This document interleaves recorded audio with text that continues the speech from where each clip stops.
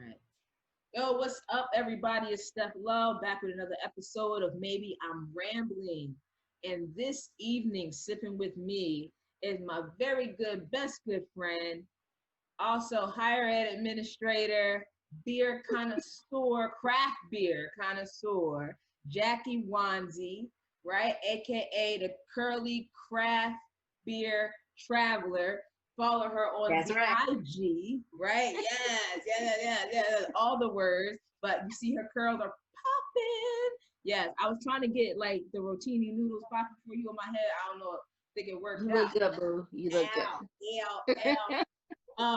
So listen, usually at this part, I'm like, hey, I'm sipping on, and they ask you, but we are sipping the same thing, and I have no clue what I'm about to be sipping because we're getting into some craft beer. Now, to know means to know that I love wine. I will hit a state up and be like, what kind of wine y'all got? Y'all got a vineyard around here? Jackie, on the other hand, be like, where your breweries at? I need to find them. Right. So Jackie's gonna take me on a craft brew journey. We're gonna learn a little bit about some craft brews and all that good stuff. And I wanted to have this talk with you, Jackie, because what's been kind of stirring in my spirit lately when it comes to beer is when I look at commercials and stuff, like I don't see us unless it's like piss beer. And you and I have been to a couple of beer festivals together, and when I look around, I don't see a lot of us in these streets. And so I know from talking to you and watching your IG stories that there is a whole community of Black folk that are engaged in craft brew. So I just really wanted to get your take on, like, why do you think there's no real conversations about Black folk and craft beer? Well, that's a long topic. We could talk about that part all night. Okay. But I think a lot of it, when you think about getting started and the kind of capital you need to start a brewery, start a company, a lot of that money does not necessarily live within our community, right? So you find a lot of white guys with beards, nothing wrong with that, that may have had this idea, and they started in their parents' garage because their father invested in this idea that they had to start this brewery and follow their dream.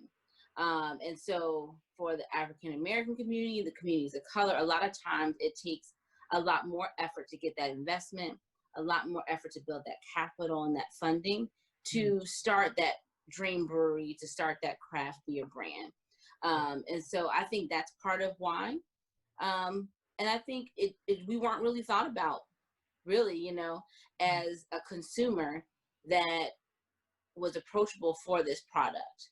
And I think that more and more, as you watch what's happening not only in our country, but even within the tap rooms, breweries are starting to recognize that they need to acknowledge us, and they need to market to us, and they need to serve us.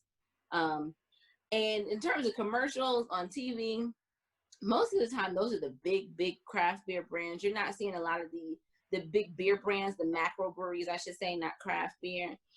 So, they have a lot more money to put into marketing. When you see these smaller craft breweries, it's really grassroots. It's the folks in the community that know them and love them.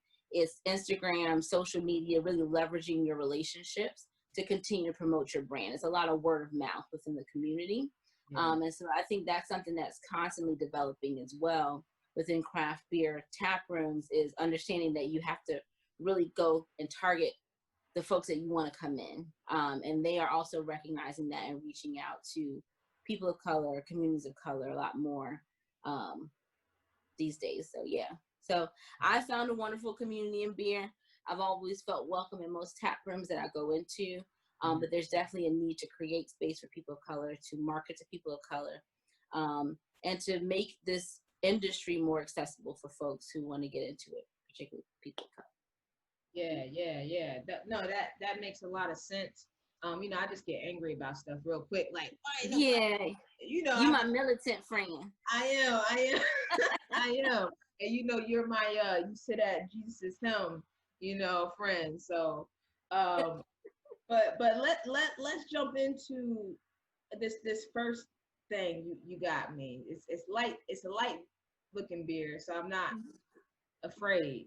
You're not afraid, and this is a brewery you're familiar with, Cape May Brewing Company. So we're gonna have the Citrus Grove Shandy. Okay, Shandy. So it is very heavy on the citrus, the fruit. Shandies are typically like a beer. Think like a beer cocktail. You can have beer with lemonade. So if you've ever had like a Line and Cool summer shandy, it's like a lemon with the beer. So it makes it a little bit more approachable for some folks, but it's really nice and light and citrus and bright and fruity. So cheers, one. It smells My number one. Cheers. All right. Mm. Yes, friend. I knew you would like this one. This is the one that I was like, she will like it. Yeah. It's juicy, right? You feel like you're just, is at the brunch table, the breakfast table. You poured yourself a glass to go with your eggs and your pancakes and all. Yeah, I would definitely have this over a mimosa. It's almost like having a mimosa. It is. But like better.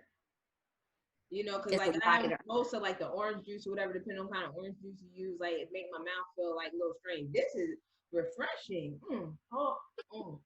Just I'm gonna finish this one. I'm gonna finish this one. Let me get into it. Now this is 4.5% alcohol. Yeah. Cape May Brewing Company is Jersey based. Yes. So we should have Cape May. Beautiful people, beautiful brewery. They have a lot of some nice heavy hitters too. If you want to try something that's a little heavier, you can get that, that Coastal Evacuation. That's the double IPA. There was what's the other one? Devil something, but they got some good stuff down there. Okay, I've had like 2 different Cape May beers before, and I enjoyed them. So now I got a third one on the list. So, friend. Yes. How did you even get into this? I don't know. It's crazy because I think partly because like you like to say I sit at Jesus's helm. Mm-hmm. But as a kid that grew up in the church and there wasn't much craft beer drinking, if any drinking at all going on in my household. I went to college. I tried a lot of bad beer at parties. Okay. The Natty Ices and the Keystone Light. Yeah, we all made those. Yeah, that's never really what you want to be drinking. But in college, you make interesting decisions, right? So I think it was really like one of the first beers that I tried. And I was like, oh, this is good. It doesn't taste like, dirty water. It was like a Blue Moon. And a lot of people, for them, that's one of their first beers they're trying to like, oh, I like beer. Yeah. Back then it was like new on the market. It was like crazy. You put the little orange in it, you felt like fancy, right? Absolutely. Yeah. I remember my first then I was at a bar and I was suggested to try Hoegaarden. And Hoegaarden is another like wheat beer, but it has more like a lemony citrus flavor to it, and I found that really nice and approachable. But like if I went to a bar and I was feeling cheap and I didn't want to pay for liquor, I would just order one of those. Okay. And that was it. But I never really took the step beyond that until I tried a Belgian beer. Okay. And when I tell you, it changed my life. It changed my life. Because there was a level of complexity there that I didn't find in American beers. Okay.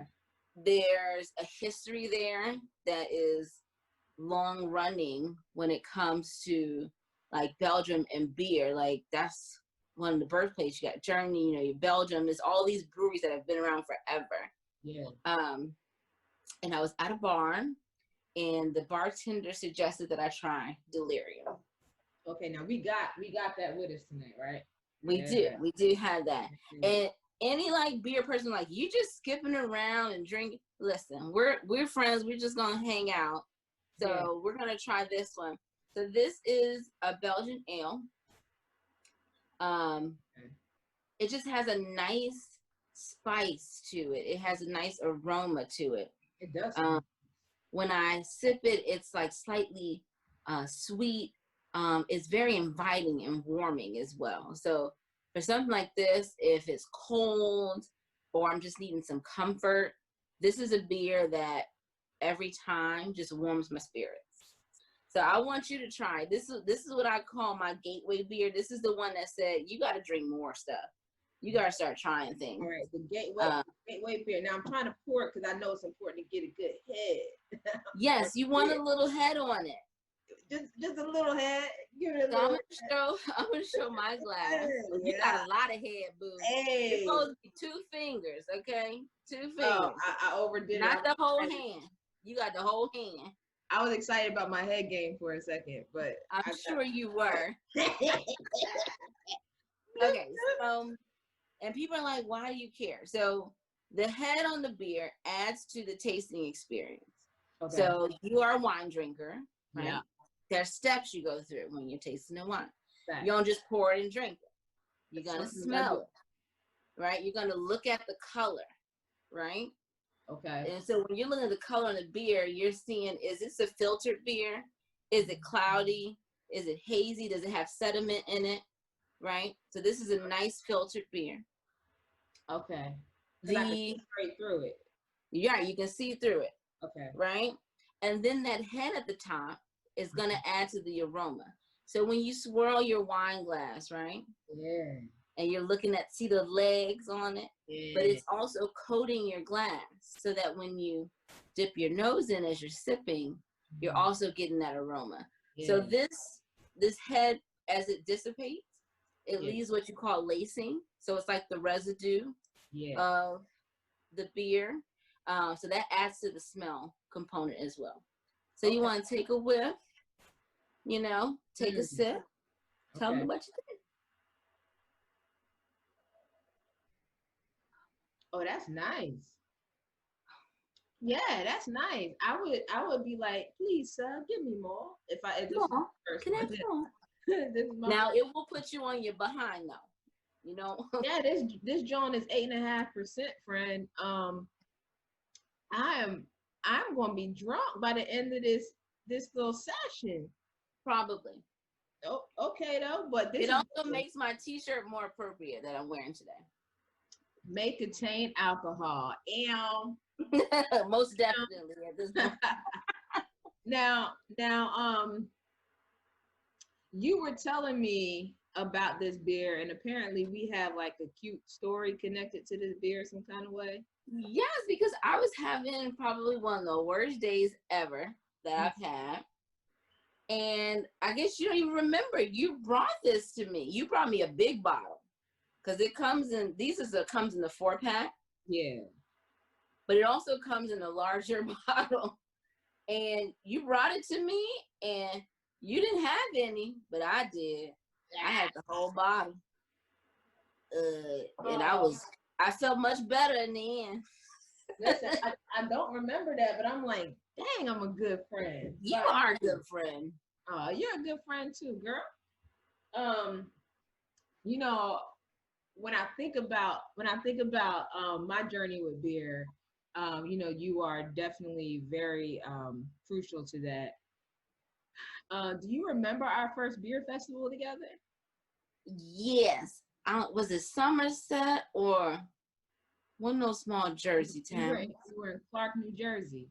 I don't know all the town. I lived there for how long, and I still don't. All I knew was where New Brunswick was, babe. Yes. And I think I suggested for you a light beer. I think it was 21st Amendment, Hell or High Watermelon. So it was,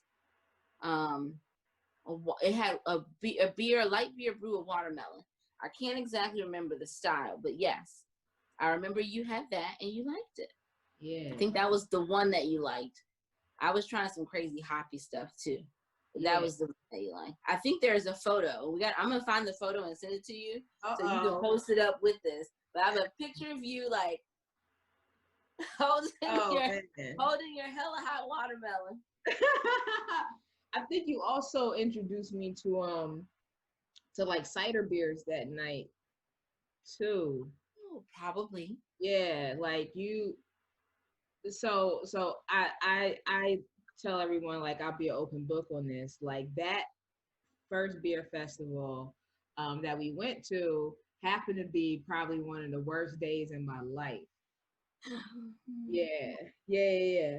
So Jackie and I, along with another friend, God rest her soul, we were at this festival, and it was like a couple weeks after my wife and I had decided to separate. We were still living together. And so we're kicking it in the beer tent, and she walks in with the new person, right? Well, the person that was actually probably not new, right? I was so stressed. Right. So I'm over here sipping on some beer that Jackie got me. Our other friend is like ready to take off her earrings. Like, what we doing? Right? We popping off. What's good? right. And Jackie, here I am in the corner, like, this is too much. Drinking all the beer. I was like, I got another token. I'm gonna be back. I don't fight. I will, but I don't, you know. Did not do confrontation well. Didn't know what to do. But what I've never said to you is that experience and you introduced me to those beers became one of the things that really helped me get through my divorce. Because they say like you shouldn't introduce like bad habits when someone's going through something, dealing with depression, etc. But you taught me about like sipping and tasting and that whole beer experience. And so when I started to get back on my feet, I would allot myself like $20 every paycheck. And I would spend 10 to 11 on my wine because I needed to get my bottle of wine. But then the liquor store had individual bottles of cider beer. And so I would buy like 3 different individual bottles and I would just sample. And so it gave me something to look forward to. So it was like, in the midst of all of that, I always had you with me, and like you being able to like be proud, like look at my baby trying beer. I love it. Like, first of all, I didn't even know that, so that really warms my spirits to hear that. But like, yeah, sometimes just trying new things and opening yourself up, it can be refreshing and renewing, I think too. And I think part of why I am so interested in beer is just the newness of it, the experience, the bonding that happens, the connection that happens. And I've never ceased to meet a new person and to build a new connection. I literally went to a brewery yesterday and I had a flight. I said, you know what? I know it's COVID season, Jesus, but they socially distance in here. And I know it's going to be fine. And I sit at the bar, have my beer, and there's another guy in the bar. He's like, I've seen you like 3 times in here. We always like we're like always next to each other. How are you? And I'm like, hey. He's like, we've met. Like, I'm Gunner.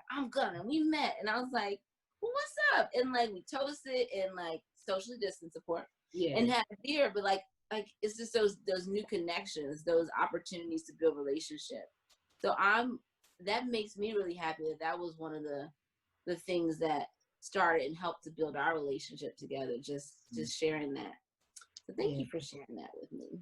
You know, I figured I let you know. I you know, being in quarantine alone, you get a lot of time to reflect on things. And I was like, oh Lord, I get into this crap and it's your fault. But, you're welcome. Yeah, it's an adventure. Yeah, no. I also love when you go different places and you take pictures and you send it to me. Yeah. Or you'll take a picture of a menu and be like, what should I drink? Because I have no clue what I like to drink in beer, but I know that Jackie will read the name and be like, yes, friend, try that. You'll love it. And she's always right. So you're like my beer person. like forever. So you must stay by I your. wear the badge proudly. Yes, I yes. will always stop in the middle of a work shift to text you back what beer to drink when you send me a menu. Because I need to know it's an emergency. At least 3 times that has happened. Listen, I gotta take this call real quick. I'll be back. I be needing to know. I need to know. They the server be like, "What you want?" I be like, "Jackie ain't tell me yet. I don't know." She ain't take me back. Hold on. I'll take water until she tell me when I'm allowed to drink. Oh man. So what we getting into next? I'm excited. Okay. So I'm gonna have you taste something that you're probably not gonna like. I don't know. You might like it, but knowing what I give you that you do enjoy, this is gonna be a little bit more of an adventure. So we're gonna have the pseudo stew. Okay. It's a pale ale. Okay.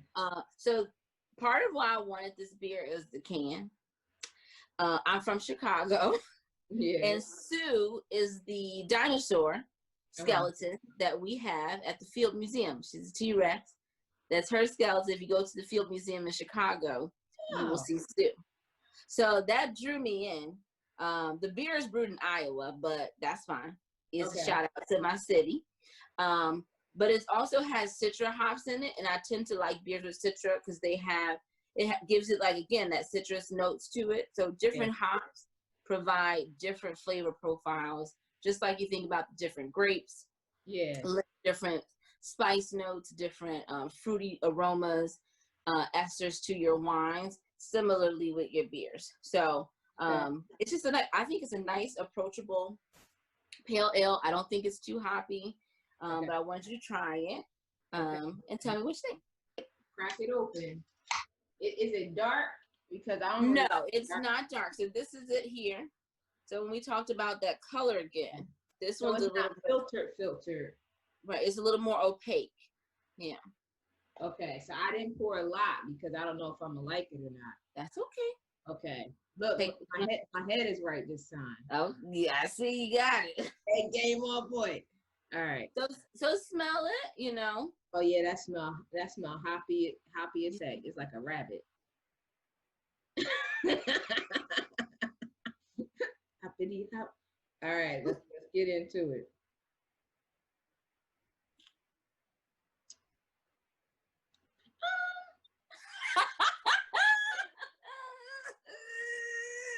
It reminds me of a grapefruit that wasn't really ready to be eaten. Like it needed a little bit more time. Okay. But I appreciate that feedback. I think that makes sense too. Yeah? Okay. Because I can make up something real quick. Listen, I'm a hophead. I love hoppy beers. So when you look at beers, particularly like that are, when you look at the hoppiness, there's a scale called IBUs, International Bitterness Unit. So like you'll see beers and they'll have like 20, 40, so hop. But then I've had beers as high as like 100. And when I tell you it's hot, now that one that was 100, where was I? I was in Alabama, Birmingham, Good People Brewing Company. Was that the little speakeasy joint that you found? You told me about? No, that was not a speakeasy. This is it's a pretty big brewery there. It's over by one of the stadiums. But it was hoppy. It was a little too hoppy for me. But I do enjoy a hoppy beer. I like the bitterness. I love the aroma. I love that like funky, hoppy scent that you get off of it, right? Yeah. So yeah, I think maybe I'm as weird in that way. I think it's a taste that I developed over time, just trying more and more things.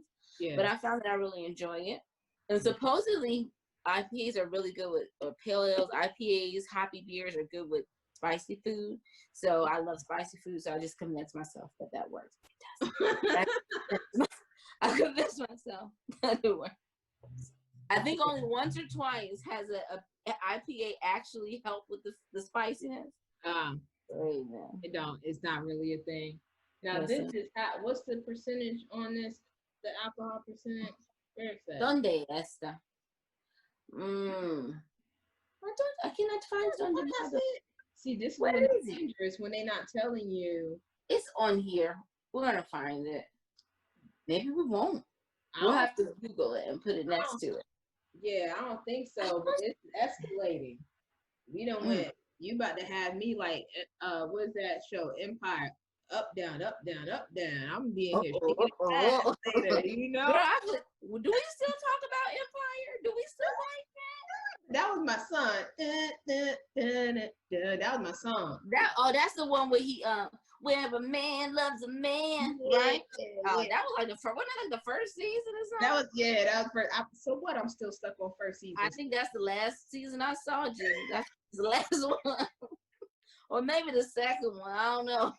Listen, you know, Taraji is bae, so I had to like ride for her, and I watched to the bitter end. Yo, it was painful them last couple. Look at the pictures on the internet. I do that too. I follow on IG. It's a little freaky. I'm feeling like I got an issue. Okay, now you're getting weird. Yeah, I just said yeah.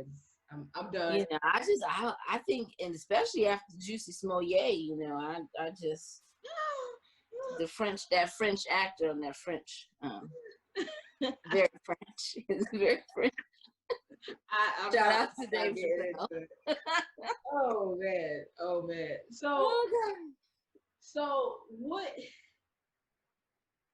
what's next for you in beer? Like, do you want to start your own like brew, work in a brewery? Like, what is it?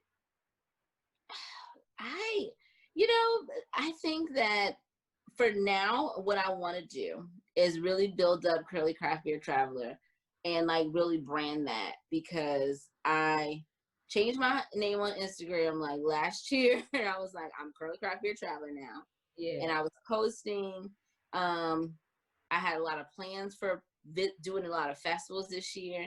yeah, Every month there was an event that I was going to be going to. So my idea was I'm going to film it. I'll put it on my Instagram.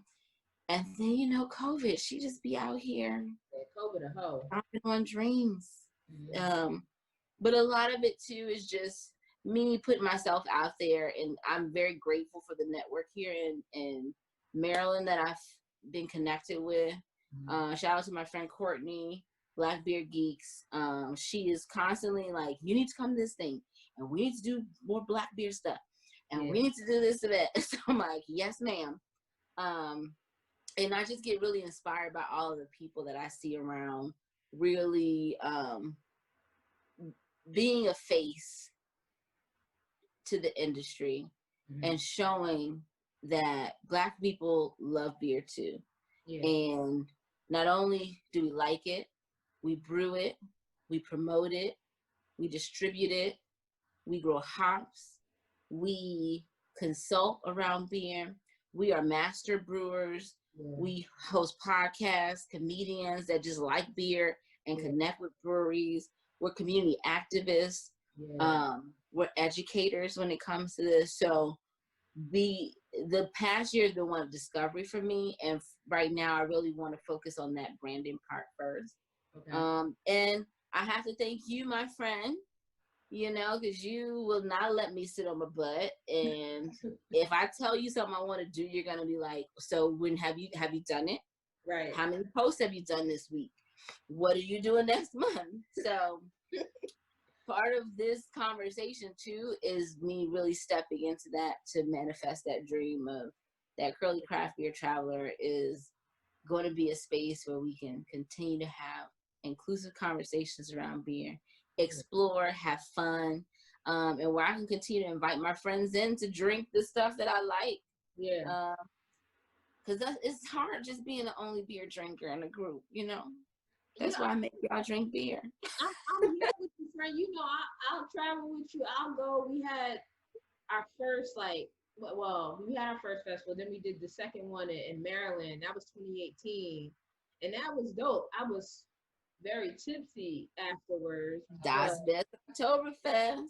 yes, but no, that was good. And I was like, yo, I would do this with her all the time. So you don't have to be in it alone. I'm opening up to beer. I mean, wine is always going to be the thing. I love me a good grape. You know, wine is fine, but I think the other thing and why I push so much is not only do we not really see or talk about Black folk in a craft brew, but we don't really hear that much about women. And you opened me up to that when we went to that event in Philly. Well, I mean, it started in Philly, not Philly, but Pennsylvania. I don't remember where. Mm-hmm. Yes. Vault. That was with Beer for Babes. Yeah. So Beer for Babes is a group of women in New Jersey that is a craft beer appreciation and education group. So they host several events throughout the year to gather women in safe spaces to drink together, to talk about beer together, learn about beer together, and also participate in different festivals. So that was a great event because we went to go to 2 breweries. Yes, you have one of the glasses there. We went to Vault Brewing. Yeah, they had some good beer. York, Pennsylvania. So you tried your first yam beer there.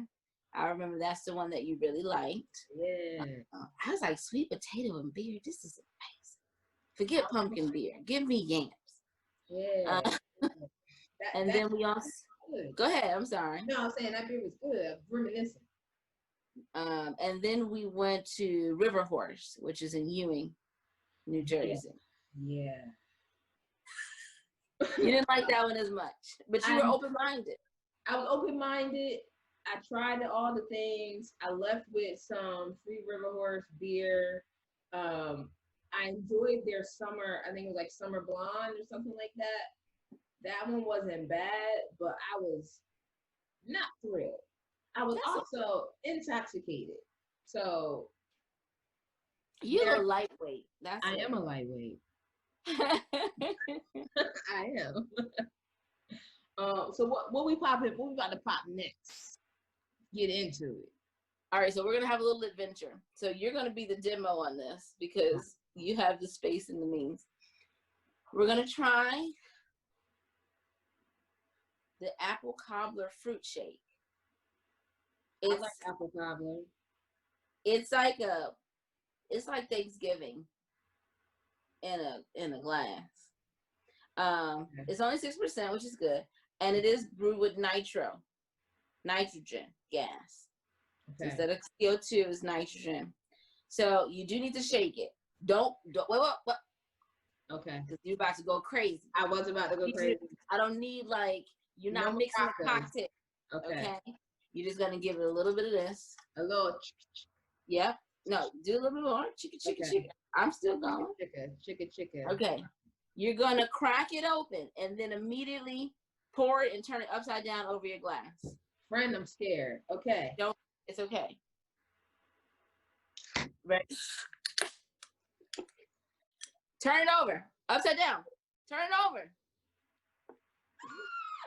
No, it's okay. Take it out. Take it out. Okay. Ooh, good thing I can clean it. You gotta give me thorough direction. I said I told you this before you hit record. Turn it upside down.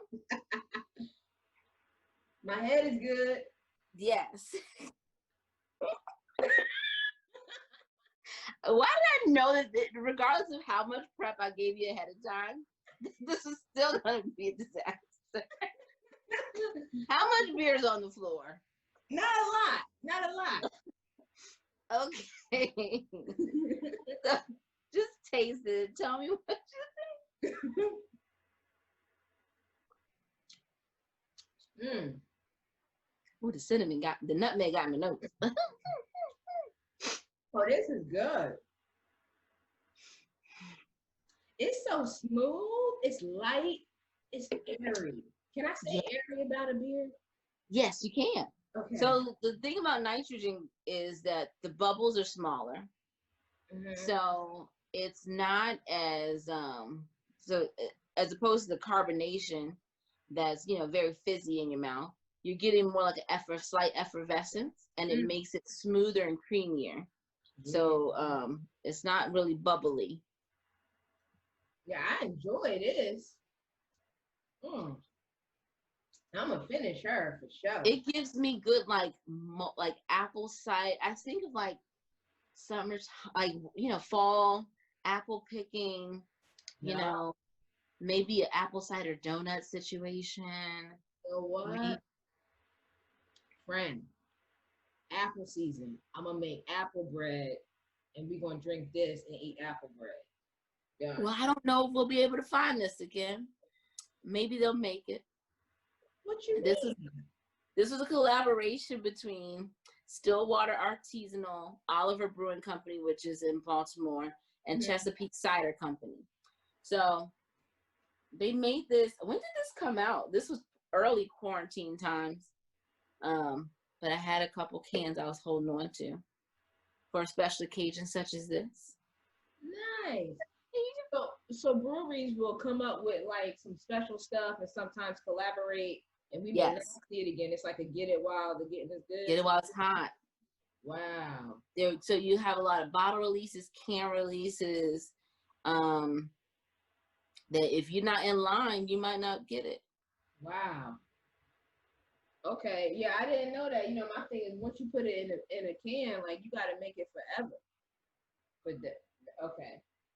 That's my macro brew mindset, not mindset. Yes. I'm learning the lingo. Every now and again they'll come up, they'll make it again, but Mhm. when I take something like this, I don't bank on it that they'll make it again necessarily. Gotcha.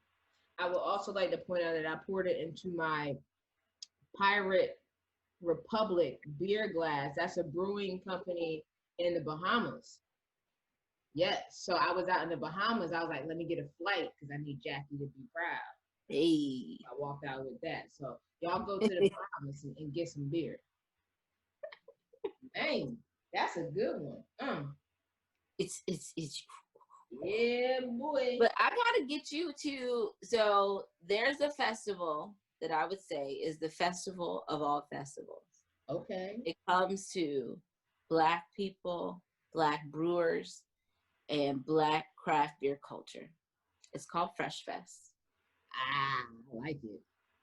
Fresh Fest Beer Fest, started by Dave Racy and Mike Potter out in Pittsburgh. Okay. This year was going to be the third year that we were going to be there. So I went last year. I got a VIP ticket. Mhm. It was 3 days of nonstop, just Black, this beautiful people of color talking about beer, enjoying beer, sharing, connecting over beer. And so friendly and open and warm. Like I was so overwhelmed with excitement and joy, and I drank everything. Yeah. And it was probably the best value for a festival ticket I've ever gotten. Yeah. You'll go to some festivals, you're paying like $80 for a VIP to Yeah. get it like 2 hours earlier and maybe have some hors d'oeuvres. Yeah. Your VIP ticket for Fresh Fest gave you a day full of workshops. So there was 2 panels of speakers talking about their experiences in craft beer. Mm. There was a bottle share that night with food included. You got to be a part of a podcast taping for the Drinking Partners podcast. And I got to meet Garrett Oliver, who's a master brewer for a Brooklyn brewing company. It's just like, there was like chef catered hors d'oeuvres, midday, early festival entry, and a brunch to Sunday.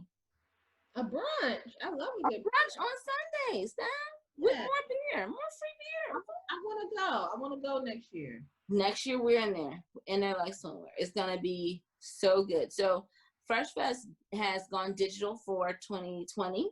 Yeah. So Fresh Fest DigiFest is next weekend on August 8th. Tickets are only $10 for full access. I sound like an ad, but if anybody's gonna hear this, and even if you hear it later, you just know that you missed a good time, and you got to be on the next year to be at Fresh Fest in person if you missed the Digi. But just a great community of people, and I've met so many folks that I follow now, and they follow me, and you're talking to folks on Instagram and chatting it up and talking about, when I'm in your city, can we meet up? And folks are sending beer across the country to each other. So it's just a great community. And just seeing us, Steph, when you talk about not seeing us, Yeah. Imagine like this festival, I think over 3,000 people, and like most of them was us. Nice, nice. But and that's the thing, right? To see us engage in things that people don't associate us with, like it's such a beautiful thing, and we continue to break those barriers and say, listen, like this is not just for you. Like we are engaged in this culture as well, Mm-hmm. and it's peaceful and it's all love. And I think with everything happening in the world, we just need to see more of that beautiful Yeah. bonding, and especially, it doesn't hurt to bond over some beer. You know what I mean? Love it. Hey, You know? you better bring it back around to the title. Hey, beer bond. I'm just tying it in because, I know that beer has bonded us, right? But hearing your experiences, I'm seeing how it's bonded you with so many other people, and it just builds this great community. And these are things that I don't know about. Like if I don't watch your Instagram stories, I don't know nothing. I just be like, Jackie out drinking, you know? Yeah, that sounds bad. Jackie out, she out there drinking again. That girl and that liquor. That girl got some more beer. Oh man, no, but no, it's good to know those things, and I'm excited. Like I would love to travel and try beer the same way that I travel and try wine. I remember watching. I don't know if you ever watched the Goofy Behind movie, Beer Fest or something like that, and were in that beer competition. I'm pretty sure it's called Beer Fest. Whatever. It's one of those like geeky movies that I watch. I have not seen that movie. Okay, you gotta watch it. It's really a stoner flick. But like I watch it and laugh, and it really made me feel like, okay, I really need to go to another country and try beer because I want to be able to like do the boot and all that stuff they had in the movie. Don't say that. Don't say that. No? Why not? What happened? Because I was supposed to go to Belgium for my birthday. COVID did it. COVID. Man, I told you COVID need to catch these hands. All of them. Like, come on. And I'll meet you outside. Right. So I had plans to go to Belgium for my birthday on a beer cycling tour. And you ride your bike through Belgium, going from town to town, brewery to brewery, over 7 days. Nice. That sounds beautiful. Next year. Yo, if I'm not in class, I'm with you. All right. There it is. Y'all heard it here, folks. Stephanie says she's coming with me. If I'm not in class. They got Wi-Fi in Belgium. Facts. So what's next? You got me up here with another one. I'm gonna be so drunk tonight. It's okay. It's okay. All right. So the last one we're having is going to be a special one. Hold on, I gotta go on and sip that thing. I'll sip this.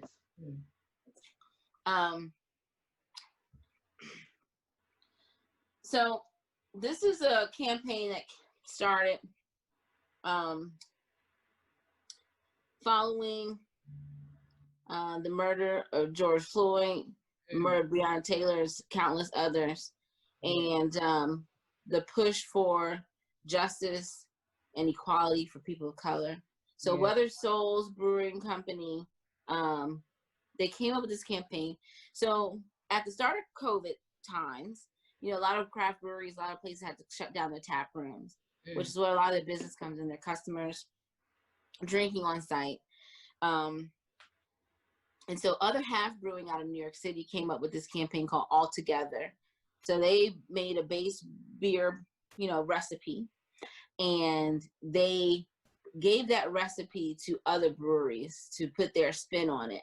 And proceeds from that went to, organizations that were helping craft breweries, staff of craft breweries, and the industry. So kind of giving back, so we're all in this together. So after that, knowing that campaign, Weathered Souls, they did something similar. So they created a recipe, the Black is Beautiful. Okay. And it's online. You can actually look it up and see all the breweries across the globe that took that recipe and made a beer. And the proceeds are going to organizations that fight for equality and justice for people of color, Nice. in their communities. So this is from Spring House here. And so you know, this is their version. This is their iteration of it.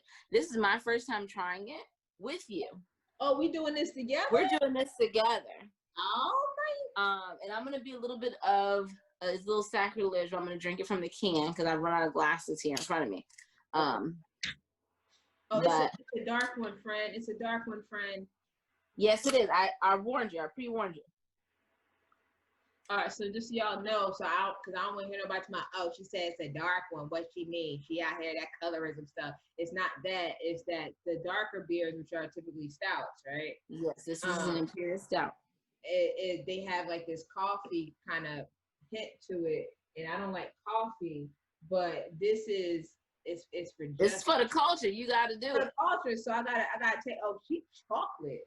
It's like a good chocolate sister in here. Like, okay. And Okay. she smell nice. It smells like a Tootsie Roll. It does not smell like a Tootsie Roll. Okay, never mind. I'm just kidding. If that's what it smells like to you, that's what it smells like. I'm trying to convince myself that it don't smell like coffee. I get the coffee, the roasty smell. Also smell like dark chocolate. Yeah. I also smell the booze a little bit. This is a 10% beer. Just letting you. I'm gonna die tonight. Okay.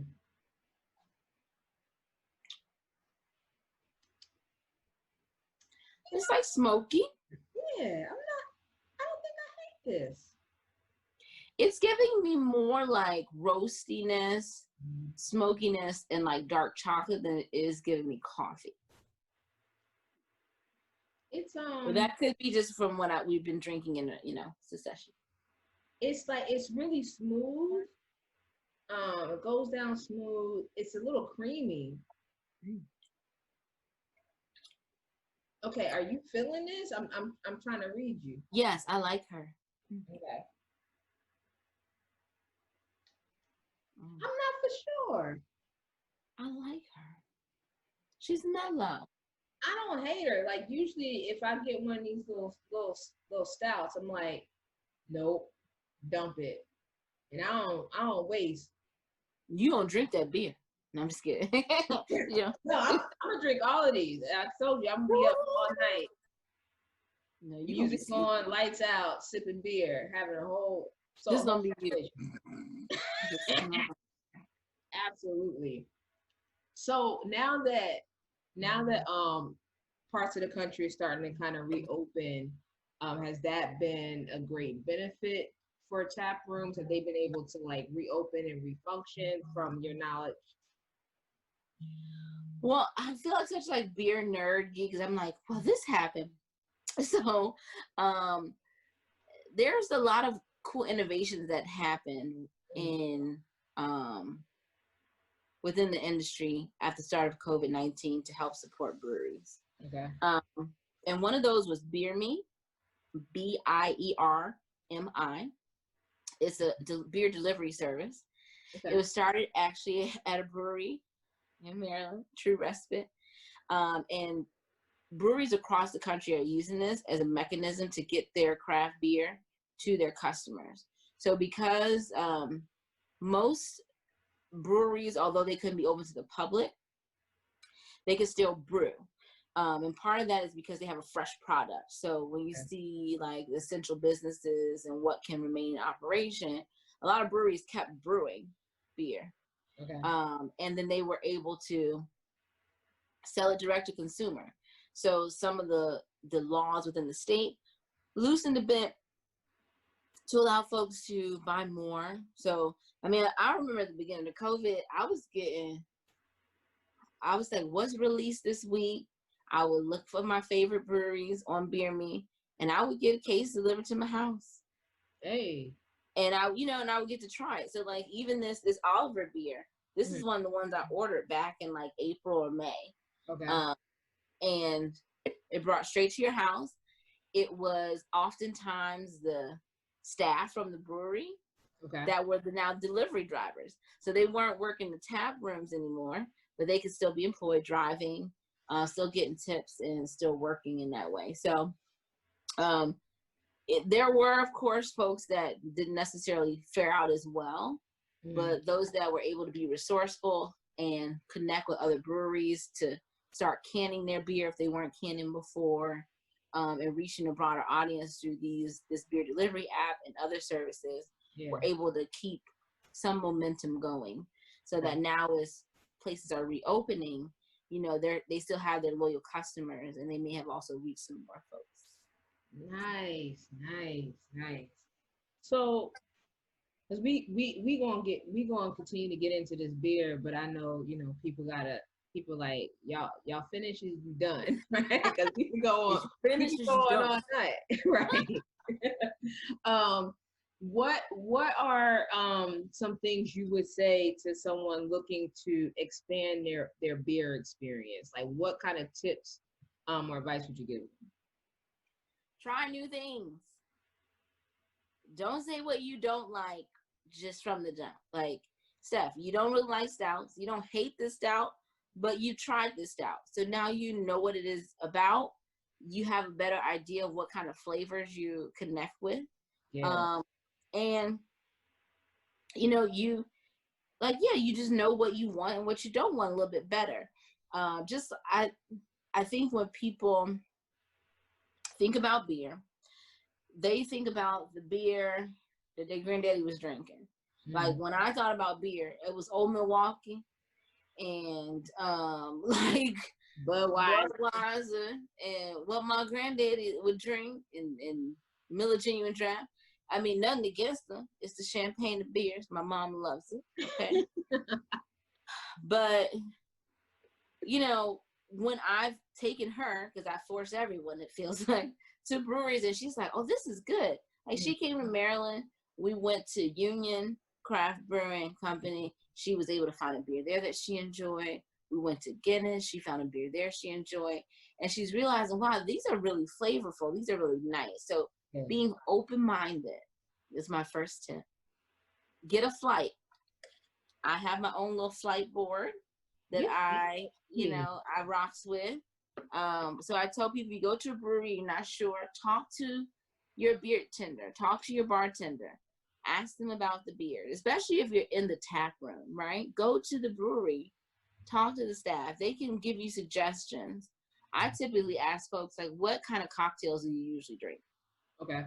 And I get a sense of, like, what kind of flavors they like. So folks tell me more like margaritas, tequila situation, they like citrusy flavors. I might lean them towards something that has a little lime in it. You know, maybe like a sour that's a little tart.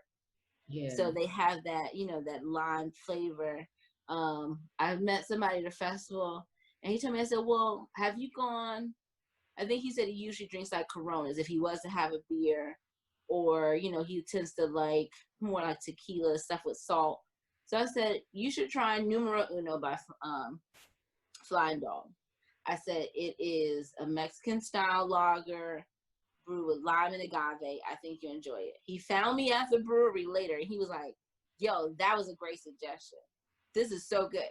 Nice. And that was just a conversation. So talk to the folks, see what things they have, and get a flight and try it. And you never know what you'll find. You never know what you find. So those are my tips. Be open-minded, get a flight, talk to your the beer tenders, talk to the staff, and try something new. Yeah, no, that's great advice. And I know that those are a lot of the things that you said to me in the middle of dragging me to different spots. And I always find it. But it's been rewarding. It has. And I'm grateful for every experience that you and I have had together.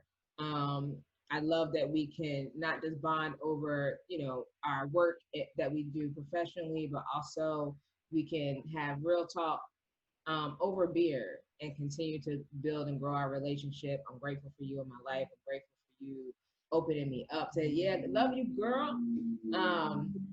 I just appreciate you, and thank you for sitting down with me and exposing me to some new stuff, because if you don't make me do it, I won't do it. Right. So And if you don't make me do it, sit down, do a podcast with you, and talk to people about right. beer, and take me out my comfort zone, I won't do it either. So we here for each other.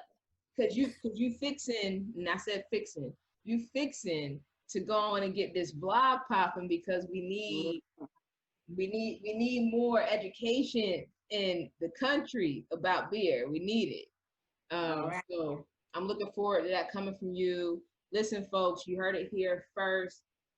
Listen, check out Jackie's IG. She is, I don't want to make her sound like an alcoholic, but she does hit up some of the breweries like a couple times after a long day and is always introducing us to new stuff on her live. So I highly recommend that you go out and follow her. Hit them with that IG handle. At Curly Craft Beer Traveler. Yes. Yes. Hit her on the IG. And like she said, y'all, be open. You know, people think that we only want to have a 40 ounce or something like that. And we sophisticated. None of that. Right. We out here, we're sophisticated. We're elevating our palates. We're expanding our minds, our horizon, our beer buds. So, you know, check out the breweries that are in New Jersey. We have several in New Jersey. And when you travel to another state, look it up and see what's popping in that state. And I guarantee if you do what Jackie said to do is be open and have those conversations with your beer tender, then you will actually find at least one beverage that you enjoy. So don't close yourself off. Don't limit yourself. And let's get this craft beer popping, y'all. You know what I mean? And I'm gonna go ahead and wrap it up. But at this point, y'all, you know, I'm like, maybe I'm rambling.